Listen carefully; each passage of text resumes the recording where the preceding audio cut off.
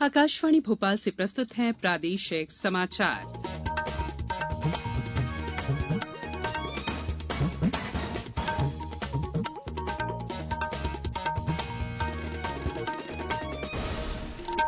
नमस्कार, समाचारों के साथ मैं संयुक्ता बनर्जी। सबसे पहले इस बुलेटिन के मुख्य समाचार।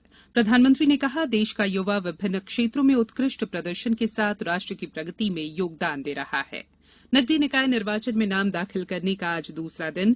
भाजपा ने अपने 5 जगह के महापौर उम्मीदवारों के नाम किए तय। देश में 195 करोड़ से अधिक कोविड रोधी टीके लगाए गए और प्रदेश में प्री मानसून का दौर शुरू। पिछले 24 घंटों के दौरान 2 दर्जन से अधिक जिलों में हुई बारिश। अब समाचार विस्तार से। प्रधानमंत्री नरेंद्र मोदी ने कहा है कि एनडीए सरकार ने पिछले 8 सालों में युवाओं को अपने सपने साकार करने और अपनी क्षमताओं का उपयोग करने में सक्षम बनाया है। श्री मोदी ने ट्वीट कर कहा कि भारत की युवा शक्ति उसकी सबसे बड़ी ताकत है। उन्होंने कहा कि देश का युवा विभिन्न क्षेत्रों में उत्कृष्ट प्रदर्शन कर रहा है और राष्ट्र की प्रगति में योगदान दे रहा है। श्री मोदी ने पिछले 8 सालों में युवाओं के विकास के लिए किए गए सरकार के प्रयासों के बारे में विस्तार से बताया। उन्होंने कहा कि उद्यमिता से लेकर खेलों तक सभी क्षेत्रों में समाज के सभी वर्गों के युवाओं का परचम दिख रहा है। प्रधानमंत्री ने कहा कि देश की युवा शक्ति नए भारत के लिए एक मजबूत स्तंभ है।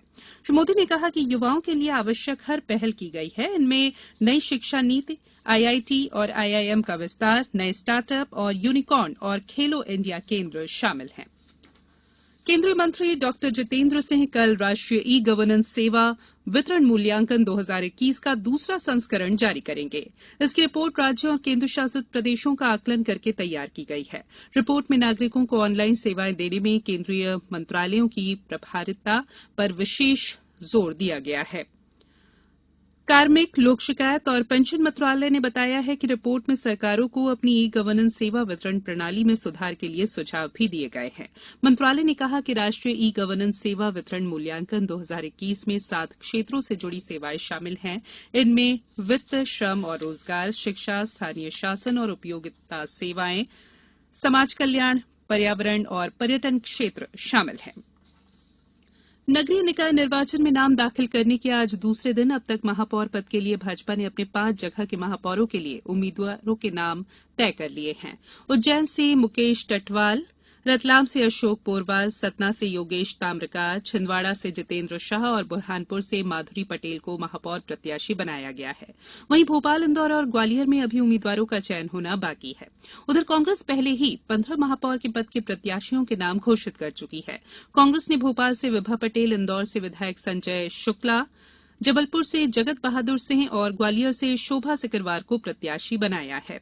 सचिव राज्य निर्वाचन आयोग राकेश सिंह ने जानकारी दी है कि महापौर पद के लिए नगरपालिका निगम इंदौर में एक अभ्यर्थी ने नाम निर्देशन पत्र प्रस्तुत किया है। गौरतलब है कि नाम निर्देशन पत्र लेने की आखिरी तारीख 18 जून है। इनकी संवीक्षा 20 जून को होगी। उम्मीदवारों से नाम वापस लेने की आखिरी तारीख 22 जून है। इसी दिन उम्मीदवारों को निर्वाचन प्रतीकों का आवंटन होगा। प्रथम चरण का मतदान 6 जुलाई और दूसरे चरण का मतदान 13 जुलाई को सुबह 7 बजे से शाम 5 बजे तक होगा। मुख्यमंत्री शिवराज सिंह चौहान ने कहा है कि महिलाओं के विरुद्ध अपराध घटित करने वाले असामाजिक तत्वों के खिलाफ कठोरतम कार्रवाई की जाएगी।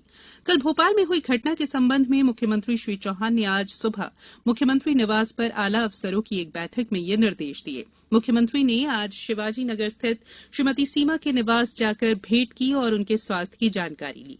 शनिवार को एक घटना में सीमा पर कुछ बदमाशों द्वारा ब्लेड से हमला कर उन्हें गंभीर रूप से घायल कर दिया गया था। घायल महिला को 1 लाख रुपए की प्रोत्साहन राशि दी गई। मुख्यमंत्री श्री चौहान ने कहा कि सीमा का साहस सराहनीय है। उसने बदमाशों की आपत्तिजनक और अश्लील हरकत का हिम्मत से मुकाबला किया। राज्य शासन द्वारा श्रीमती सीमा का उपचार करवाया जाएगा। मुख्यमंत्री श्री चौहान ने कहा कि अन्याय का प्रतिकार करना अन्य लोगों के लिए प्रेरणा का काम है। घटना का प्रतिरोध करने वाली सीमा अन्य महिलाओं के लिए प्रेरक भी हैं। उन्होंने कहा कि घटना के आरोपी गिरफ्तार किए जा चुके हैं। प्रधानमंत्री नरेंद्र मोदी ने लोगों से आग्रह किया है कि वे योग दिवस को चिन्हित करें और योग को अपने दैनिक जीवन का हिस्सा बनाएं। उन्होंने ट्वीट कर कहा कि कुछ ही दिन बाद विश्व अंतर्राष्ट्रीय योग दिवस मनाएगा। उन्होंने कहा कि योग के कई फायदे हैं। प्रधानमंत्री ने कहा कि योग प्राचीन भारतीय परंपराओं का एक मूल्यवान उपहार है। दुनिया भर में 8वां अंतर्राष्ट्रीय योग दिवस इस महीने की 21 तारीख को मनाया जाएगा। ये समाचार आप आकाशवाणी भोपाल से सुन रहे हैं। हमारे समाचारों को अब आप कभी भी और कहीं भी अपनी सुविधा के अनुसार सुन सकते हैं। ये समाचार बुलेटिन यूट्यूब, ट्विटर और फेसबुक पर AIR न्यूज भोपाल पेज पर सुने जा सकते हैं। इसके अलावा आप हमारी वेबसाइट newsonair.com पर या AIR न्यूज ऐप पर भी समाचार सुन सकते हैं। ब्रेक के बाद बुलेटिन में एक बार फिर आप सभी का स्वागत है। राज्य निर्वाचन आयुक्त बसंत प्रताप सिंह ने सभी कलेक्टर और जिला निर्वाचन अधिकारियों को निर्देशित किया है कि नगरीय निकायों के सभी मतदाताओं को घर घर जाकर मतदाता पर्ची का वितरण करना सुनिश्चित किया जाए। उन्होंने कहा कि ये कार्रवाई मतदान दिनांक के पहले कर ली जाए। नगरीय निकायों में प्रथम चरण का मतदान 6 जुलाई और दूसरे चरण का मतदान 13 जुलाई को है। देश में आज तक 195 करोड़ से अधिक कोविड रोधी टीके लगाए जा चुके हैं। स्वास्थ्य मंत्री डॉ मनसुख मंडाविया ने कहा है कि देश 200 करोड़ के आंकड़े को छूने की दिशा में तेजी से बढ़ रहा है। उन्होंने ट्वीट कर कहा कि कोविड से निपटने में देश के सामूहिक प्रयासों के कारण इतनी बड़ी संख्या में टीके लगाकर सुरक्षा कवच हासिल किया गया है।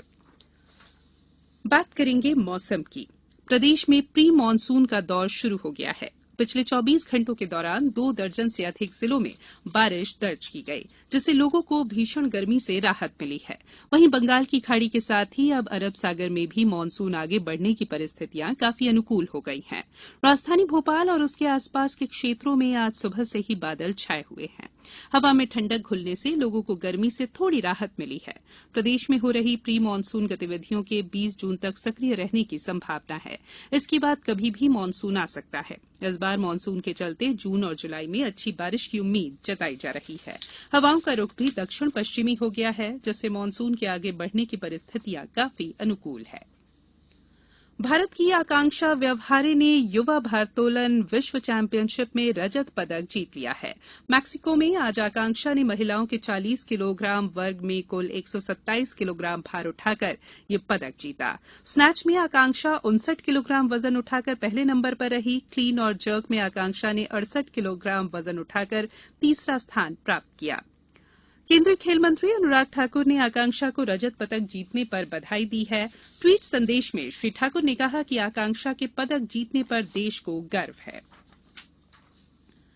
बात करेंगे क्रिकेट की। भारत और दक्षिण अफ्रीका के बीच 5 20-20 क्रिकेट मैचों की श्रृंखला का दूसरा मैच इस वक्त ओडिशा के कटक में बारबती स्टेडियम में खेला जा रहा है। दक्षिण अफ्रीका पहला मैच जीतकर श्रृंखला में 1-0 से आगे है। अब कुछ समाचार संक्षेप में। देवास शासकीय कन्या महाविद्यालय में आंतरिक गुणवत्ता आश्वासन प्रकोष्ठ IQAC द्वारा विक्रय कला और व्यक्तिगत विकास विषय पर राष्ट्रीय सेमिनार का आयोजन किया गया। सीधी जिले में नगरीय निकायों के आम निर्वाचन 2022 के दृष्टिगत कलेक्टर और जिला निर्वाचन अधिकारी मुजिब्बर रहमान खान ने नगर परिषद रामपुर नैकन में स्ट्रांग रूम और मतगणना स्थल का निरीक्षण किया और मध्य प्रदेश राज्य निर्वाचन आयोग द्वारा जारी निर्देशों के अनुसार आवश्यक व्यवस्थाएं सुनिश्चित करने के निर्देश भी दिए। और शिवपुरी जिले में आज विश्व बाल श्रम निषेध दिवस के अवसर पर महिला और बाल विकास तथा श्रम विभाग के द्वारा संयुक्त कार्यशाला का आयोजन किया गया। इसमें बाल श्रम उन्मूलन में सहायक विभागों और संस्थाओं के अधिकारी कर्मचारी मौजूद रहे। अंत में बुलेटिन के मुख्य समाचार एक बार फिर। प्रधानमंत्री ने कहा, देश का युवा विभिन्न क्षेत्रों में उत्कृष्ट प्रदर्शन के साथ राष्ट्र की प्रगति में योगदान दे रहा है। नगरीय निकाय निर्वाचन में नाम दाखिल करने का आज दूसरा दिन। भाजपा ने अपने 5 जगह के महापौर उम्मीदवारों के नाम किए तय। देश में 195 करोड़ से अधिक कोविड रोधी टीके लगाए गए और प्रदेश में प्री मानसून का दौर शुरू। पिछले 24 घंटों के दौरान 2 दर्जन से अधिक जिलों में हुई बारिश। आज इस बुलेटिन में बस इतना ही। इजाजत दीजिए। नमस्कार।